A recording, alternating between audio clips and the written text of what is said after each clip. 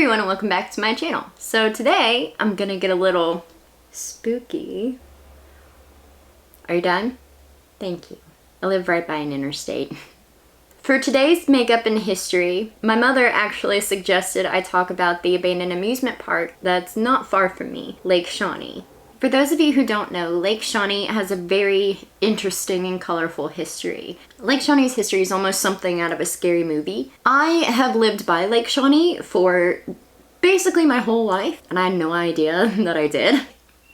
My son is really excited in there. But I first heard about it in anywhere from I think 2013 to 2015, whenever the listicles were really big on the internet and onlyinyourstate.com. Whenever those articles would go around, there was this huge haunted road trip in West Virginia.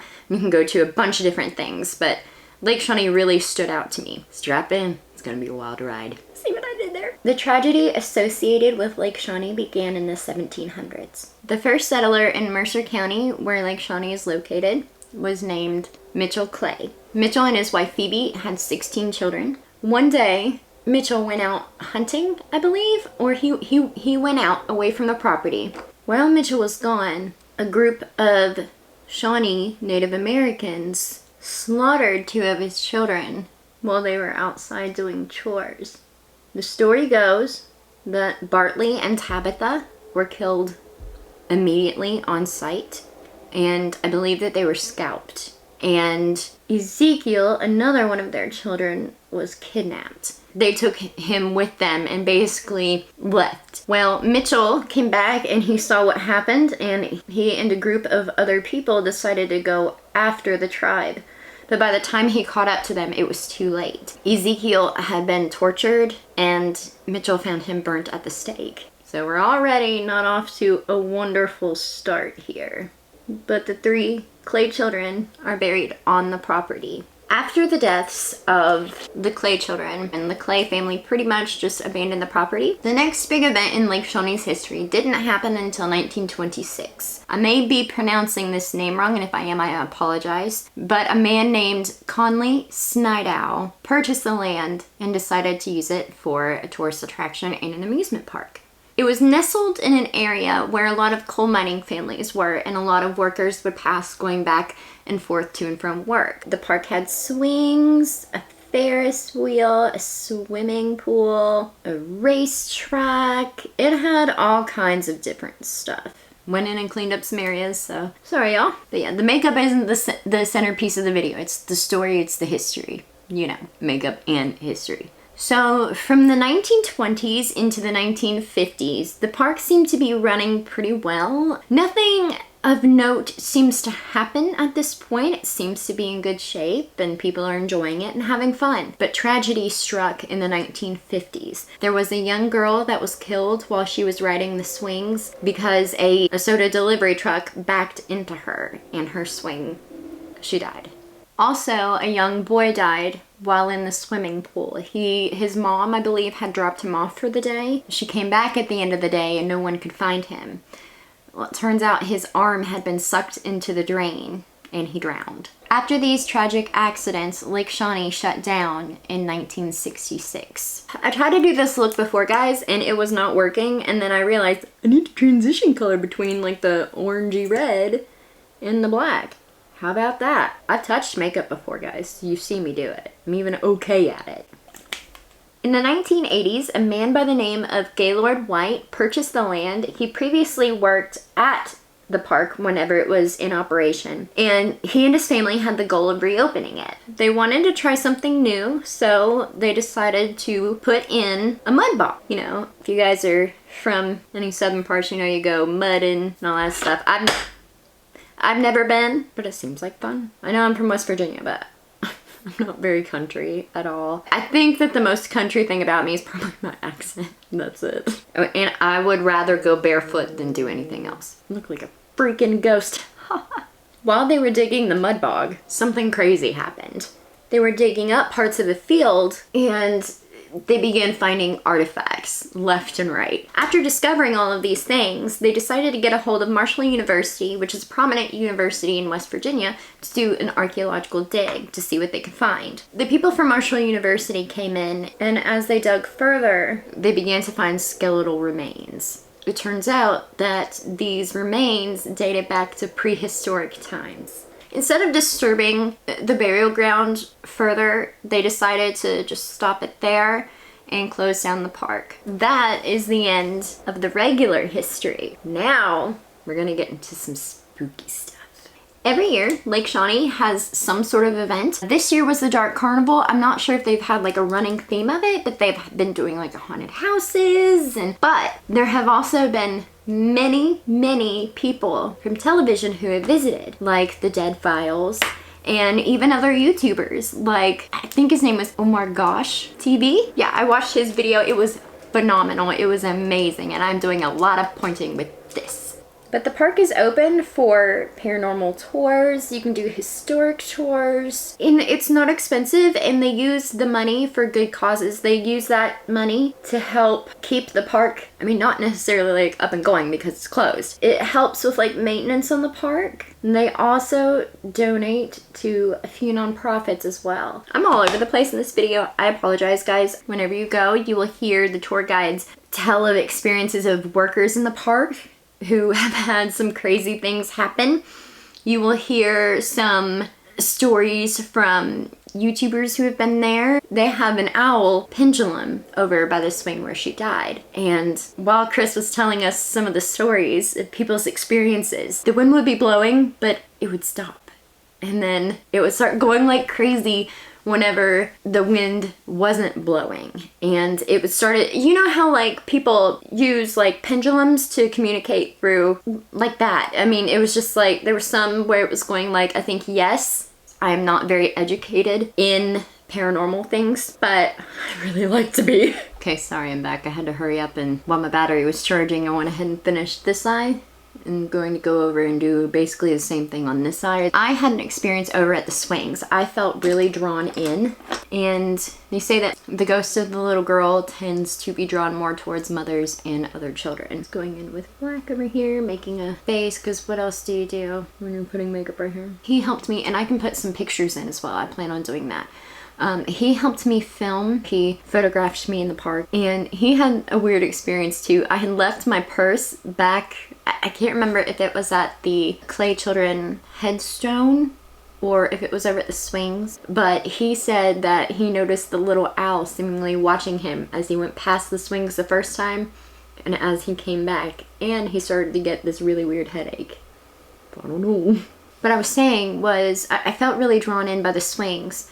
And he took a picture of me, I think maybe 2 or 3 pictures of me just standing over there by the swing. And I just, it was such an inviting energy. It wasn't like a scary feeling. I've had some experiences, you know, I'm not psychic.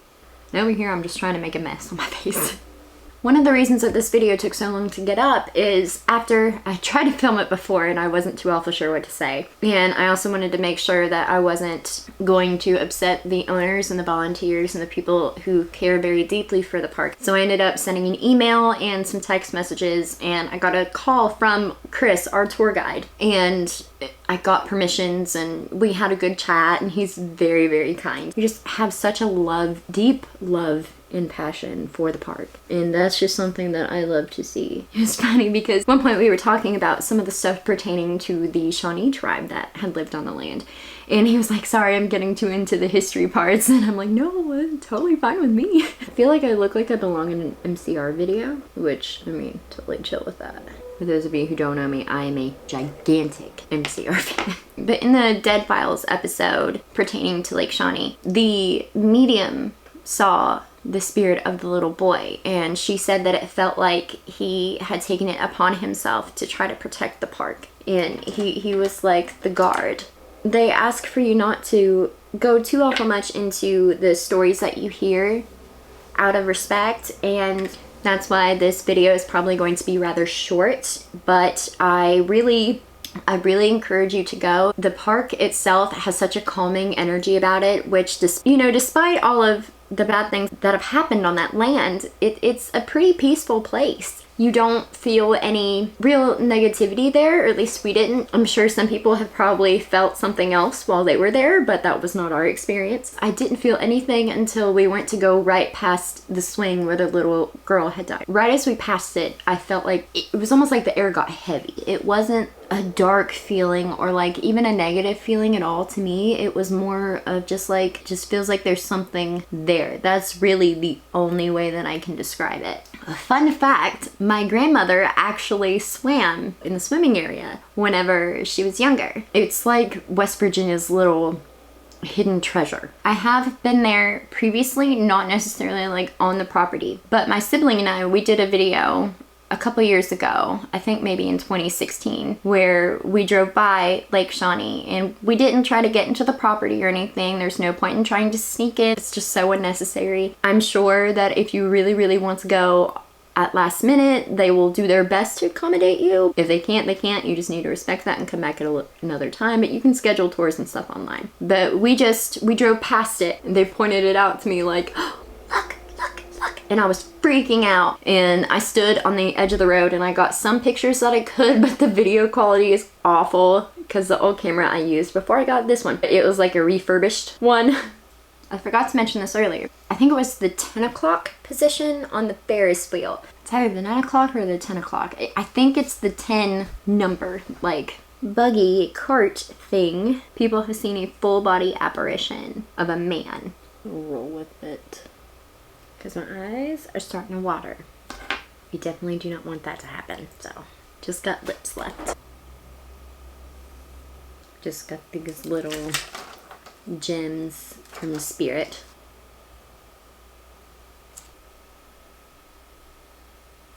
I apologize for not being able to go into too awful much detail about Lake Shawnee, but it's just out of pure respect. They want to educate people on things that have happened there and pay tribute to those who have lost their lives. Whenever you go, it is not required that you bring an offering, but it is recommended. They even have that on the website. Do y'all know what I am yet? Do you know? I don't even know what I am. Any ideas? Got my hat. Ta-da! And a ringleader. Or a ringmaster. I can't remember which one it's called. I think it's a ringmaster. I went to the park dressed up like this. And maybe I was especially drawn in whenever I was in costume. And I don't know if it was a little girl trying to tell me that she liked it or that she thought it was funny or something, but I really felt the need to go over. It was like I couldn't move away. Guys, Lake Shawnee is an incredible place. The people are really nice. They're a very small team, so please try to be patient with them. All they ask you to do is be respectful of the deceased and to be respectful of their property. I don't think it's that hard. Don't break anything, pick up after yourself, and have a good time. Make sure to tell them your experiences if you do go. They really enjoy that. They really love that park, and I want to go back there like right now. Fun fact, I was in Princeton earlier today, but that wasn't for anything related to this video. That was just for the simple fact that I had an endocrinologist appointment. Hi, for anyone who's new here, there are quite a few new people. My name is Amy Cole, actual name Brandy, but Amy Cole is a nickname. And I have a bunch of chronic illnesses, but I'll go into that in another video. And I would like to say thank you guys for subscribing. It was really awesome to see everybody's reaction, and it was really cool. None of my videos have ever really done like that before in like a short period of time, so I really appreciate all the love, and thank you guys. I feel like I finally found something that I am able to do pretty easily, and you know, it's fun. I don't, oh god, there's lip tape on my teeth. But these are really fun and informative, and people seem to be enjoying them so far. So I plan to keep on doing them. English, how do you speak it? So if you guys like this video, make sure to leave a like. Make sure to watch some videos that people have done on Lake Shawnee. It's really, really cool. Even if it's not any of the paranormal stuff, I highly recommend that you guys watch and get a look at the property. It's beautiful.